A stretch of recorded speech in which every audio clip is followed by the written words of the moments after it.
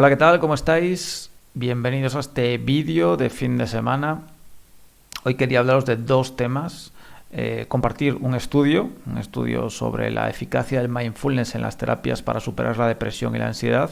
Y además quería también comentaros al final del vídeo el inicio de un nuevo taller en formato terapia grupal, más que taller, y que está destinado a aquellas personas que tengan un trastorno de ansiedad y sobre todo que tengan pocos recursos para poder buscar, en este caso, terapia, ¿no?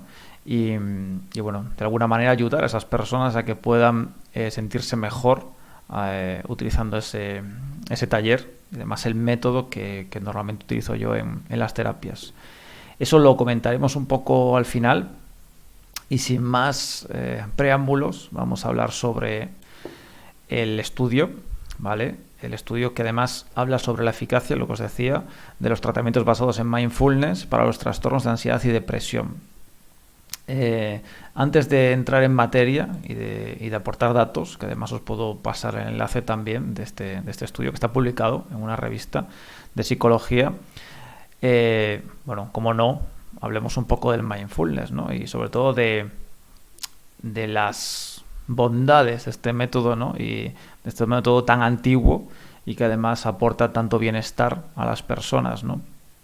Fijaos que hay muchísimas descripciones. Esto ni siquiera es una descripción del mindfulness, pero sí es una descripción de ciertos beneficios, ¿no?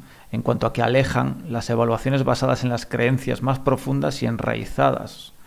Y además le aportan grandes dosis de calma y de serenidad a la vida del paciente, ¿no?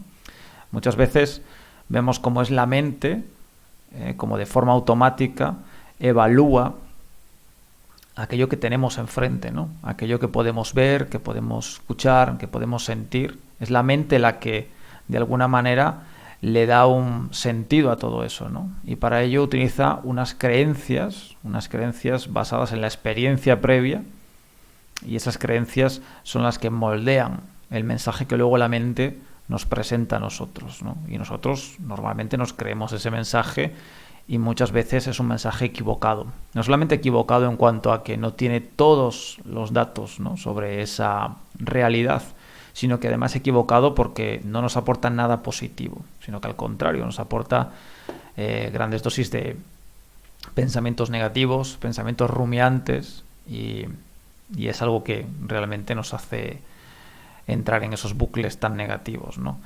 También podemos entender que este método aleja, ¿no?, de los juicios ajenos y reporta mayor bienestar, ¿no?, tanto uno mismo como con lo que tenemos alrededor, ¿no?, con las personas que tenemos alrededor. Aporta un bienestar en cuanto a esas relaciones sociales, ¿no? Aquí lo dice también, ¿no?, sino que además mejora también la autoestima y ayuda a enfrentarte a la ansiedad, ¿no?, y a las relaciones sociales, ¿no?, y que se van fortaleciendo. Es, como podéis ver y como seguramente habéis escuchado muchísimas veces en esta página, y a mí mismo, es un cúmulo de datos positivos y de aportes positivos a la vida de las personas, ¿no? La práctica del mindfulness y sobre todo el método a la hora de poder trabajar con las personas que tienen problemas de ansiedad. Este es el estudio que os comentaba antes y es un estudio, como os decía, ¿no?, que habla de la eficacia de este método, sobre todo para trastornos de ansiedad, ¿vale? Sí que es verdad que está probado en personas con trastornos, bueno, con depresión, pero es cierto que los mayores beneficios los vamos a encontrar en esas personas que tienen el trastorno de ansiedad y además un trastorno de ansiedad generalizado, muchas veces incluso muy agudo, acompañado pues de otros problemas, ¿no? O problemas tan concretos como por ejemplo la agorafobia, etcétera, ¿no? Como os decía, está avalado por la Asociación Española de Psicología Clínica y está hecho en el año 2011, a pesar de que gran parte de estos datos, como vamos a ver ahora, están recolectados en otros años, ¿no? No ha salido muy bien en la imagen, ¿no?, al recortar un poco el formato, pero como os decía, os puedo enviar el PDF. Y como podéis ver, hay diferentes estudios en diferentes años, ¿no? 2007, 2003, 2007, 2000, etcétera, etcétera. Hay diferentes estudios y además en esos estudios, como podéis comprobar, los rangos de edad son pues muy amplios, a veces de 20 a 60 años, ¿no? De 60 a 80 años, de 55 a 75 años, etcétera, etcétera.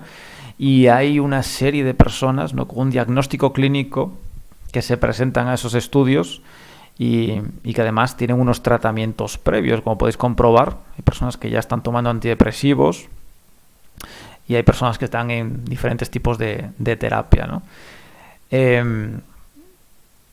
Aquí tenemos un poco más, estudios un poco más antiguos, del año 92, de John Kabat, que es uno de los principales, ¿no? Personajes del mindfulness, ¿no? El que más o menos llevó la idea a la psicología clínica y al mundo occidental, una idea de algo que ya existía muchísimo antes, ¿no? En culturas orientales.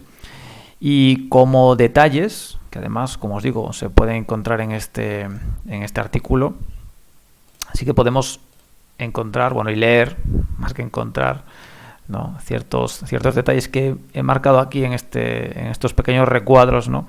Y que podemos, fijaos, en este estudio del año 2000 o 2004, que se encontró que existe un mayor riesgo de recaídas en pacientes con 3 o más episodios depresivos, debido a que estos detienen pensamientos depresivos rumiadores conectados a emociones negativas, ¿no? Independientemente de los eventos externos. En este grupo de personas, que aquí lo dice, los pacientes con 3 o más recaídas han vivido su primer episodio depresivo más temprano que los pacientes con 2 episodios, se han ido reforzando ese patrón de pensamiento depresivo. Acordaos lo que siempre hablamos, ¿no? Esos patrones de pensamiento que son los que al final, de alguna manera, empiezan a generar esos pensamientos automáticos, ¿no? Y que además, aquí lo dice, los pacientes MBCT, ¿no? Que es el método de mindfulness que se ha utilizado en este experimento, a partir de estos resultados se concluye que el mindfulness resulta eficaz para prevenir recaídas en pacientes recuperados con 3 o más recaídas, porque interrumpe el patrón de pensamientos rumiador en momentos de riesgo de recaída. En cambio, no resulta eficaz para prevenir recaídas en personas con 2 episodios, ya que se entiende que las recaídas en este caso se deben a sucesos vitales estresantes, en lugar de mecanismos internos automatizados. Es porque muchas veces el método funciona con personas que tienen un trastorno, en este caso depresivo, pero sí que es cierto que cuando aparece otro estresor vital, como es normal, ¿no? Las personas se enfrentan a muchísimos problemas en su vida, pues muchas veces la recaída a veces es inevitable, ¿no? Estamos hablando de un ejercicio, de un método, más bien de un experimento muy acotado en el tiempo. Cuando estas prácticas se llevan a la vida diaria y además de una manera muy prolongada, el paciente tiene muy pocas opciones de recaída, ¿vale? Cada vez que el paciente va dando pasos en el método, la recaída es muy poco habitual.